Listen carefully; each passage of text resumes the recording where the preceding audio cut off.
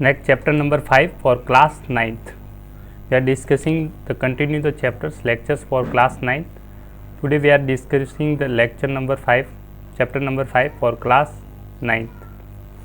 Without wasting the time, let's start the lecture. पहले brief introduction, and में कुछ important points और last में आपकी समरी बताएंगे और एंड में मैं आपको बताऊंगा इस चैप्टर में सबसे ज़्यादा इंपॉर्टेंट चीज़ क्या है. तो लेक्चर्स को एंड तक देखें. Let's start the lectures. That's chapter number 5 class 9th, that is the introduction to the Euclid geometry. That is very important. Euclid's geometry, why we call it Euclid geometry, because जो postulates and axiom पढ़ेंगे वो Euclids ने दिए. सबसे पहले geometry का meaning देखेंगे. History introductions के बारे में देखते हैं. इंट्रोडक्शंस में आप सबसे पहले देखते हैं the words geo, the geometry. The words geometry come from the two Greek words. Geo means earth and metron means measure, to measure. तो पहले के टाइम में ज्योमेट्री का यूज क्यों करते थे? क्योंकि लैंड को मेजरमेंट्स के लिए. तो geometry appears to originate from the need for measuring the lands को मेजर करने के लिए यूज होता था. इसकी ब्रीफ हिस्ट्री के बारे में बताता हूँ कि सबसे पहले आपको ज्योमेट्री के बारे में इजिप्शियन ने बताया था. किसने बताया था? इजिप्शियन ने. क्योंकि इसमें इनके यहाँ पे एक नील नदी हुआ करती थी. नील नदी के कारण, नील नदी जब ओवरफ्लो होती थी, कौन सी नदी? नील नदी. नील नदी जब ओवरफ्लो होती थी तो उसके कारण पास वाला जो एरिया होता था, नील नदी के पास, ये नील नदी है, इसके पास वाला जो एरिया था लैंड का, वो इसके साथ वेस्टेज हो जाता था. तो इससे बचने के लिए Egyptian developed number of geometrical techniques and rules for calculating the simple area of the land and for simple constructions. Next, इसका यूज कहाँ हुआ? इंडियन में. इन इंडियन सब्टी कंटिन्यू आपने देखा होगा, दो प्रकार की संस्कृति आपने पढ़ी होगी हिस्ट्री में, हड़प्पा संस्कृति और मोहनजोदड़ो. उसके टाइम्स में जो स्टेट, उनके पाथ वगैरह जैसे रोड वगैरह होते थे वो पैरेलल रोड्स बनाए जाते थे.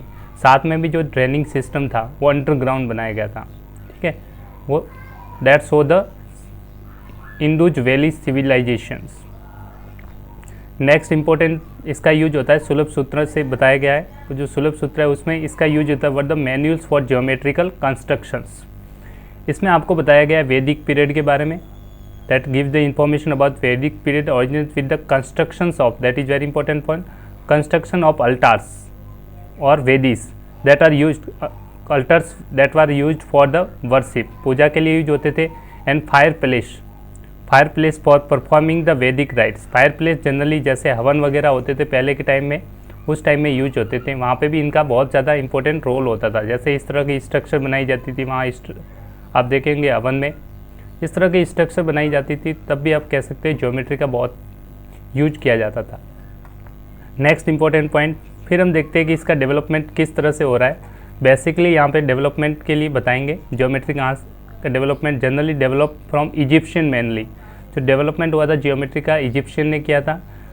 Consist of mainly, which mainly consist of the results, statement of the results. Further इसके बाद जो इजिप्शियन के बाद जो डेवलपमेंट किया ज्योमेट्री का वो थे ग्रीक्स. इजिप्शियन के बाद कौन थे? पहले इजिप्शियन थे, नेक्स्ट थे आपके ग्रीक्स.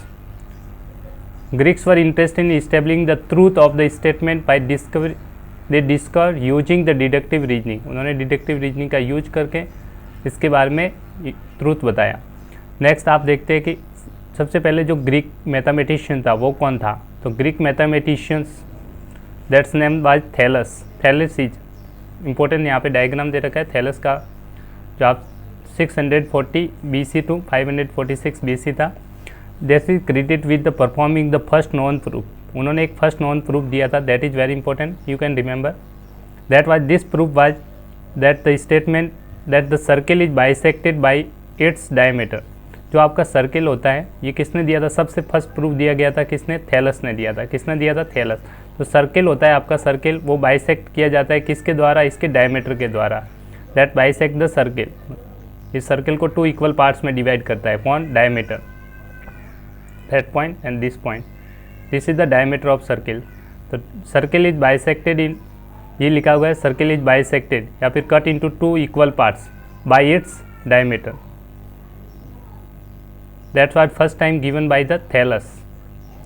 नेक्स्ट आपने एक नाम सुना होगा, बहुत इंपॉर्टेंट है, पाइथागोरस. इसके बारे में आपने थ्योरम पढ़ी होगी, राइट एंगल ट्राइंगल्स में पाइथागोरस ने यूज किया था. वो जनरली यूज होता है राइट एंगल ट्राइंगल्स के लिए पाइथागोरस थ्योरम, मान लो A B C right angle triangle है बी पे, तो हाइपोटेनस का स्क्वायर ए सी का square is equal to perpendicular का square A B square plus base का स्क्वायर बी सी स्क्वायर, अगर आपका ये एंगल मान के चलें तो ये परपेंडिकुलर हो जाएगा, ये बेस।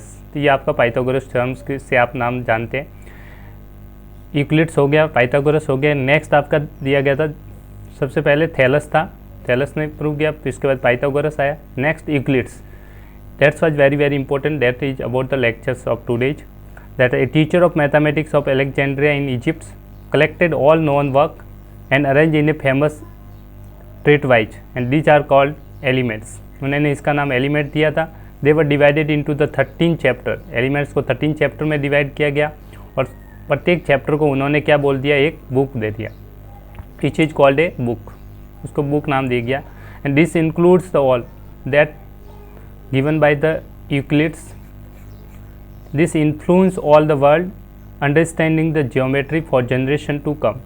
और यही सबसे ज़्यादा इंपॉर्टेंट थी जिसका यूज किया गया था, जनरेशन टू जनरेशन ट्रांसफ़र किए गए और आज हमें कोऑर्डिनेट ज्योमेट्री के बारे में पता चलता है। That's was mostly given by the Euclid's, that's was mostly given by the Euclid's, that is very important.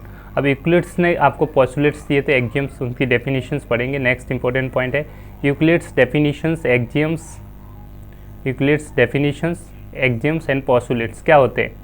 तो सबसे पहले मैं आपको इस डेफिनेशन पे जाने से पहले आपको एक एग्जांपल देता हूँ। आपकी ब्रिक होती है, ब्रिक आपने देखी होगी, ब्रिक जिसको हिंदी में ईंट बोलते हैं, ब्रिक देखी होगी।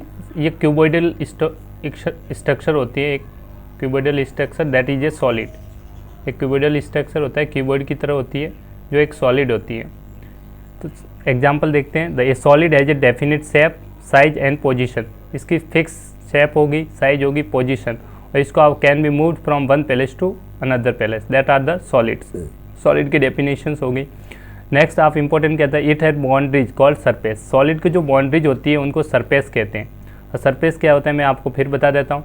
जो सॉलिड्स होता है इसका ये बेस हो गया, ये टॉप हो गया, ठीक है। जो आपके पास ब्रिक है इसका ये टॉप पार्ट हो गया, ये बेस हो गया। सॉलिड में 6 सरफेस होते हैं, ठीक है, टॉप और बेस।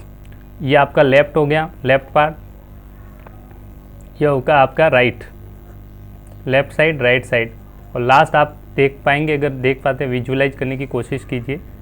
ये वाला जो फ्रंट पार्ट होता है, this is the front part, that is the front. Next आपका सरफेस होता है बैक वाला, बैक वाला पार्ट आपको दिख रहा होगा, ये this is the back. Total 6 surface होते हैं, आप जानते ही है, दैट इज द बैक। तो टोटल 6 सरफेस होते हैं किसी भी सॉलिड्स में, top, bottom, left, right, front और back. That was the these are the boundaries, this boundaries called the surface and they are separate one part of the space from the another and they have no thickness, उनकी thickness बहुत negligible होती है। Next this boundaries, जो boundaries होती है वो किससे बनी होती है, बाउंड्रीज ऑफ सरफेस आर किससे मिलके बनती है, कर्व एंड स्ट्रेट लाइन्स। तो बाउंड्रीज बनती है वो कर्व और स्ट्रेट लाइन से मिलकर बनी होती है। जो ये बाउंड्रीज होगी कर्व और स्ट्रेट लाइन से मिलकर बनी होती है। कंटिन्यू डिस्कस करते रहेंगे, आप देखेंगे लेक्चर्स को। I am going to discuss this further in the next lecture. Thank you, bye bye.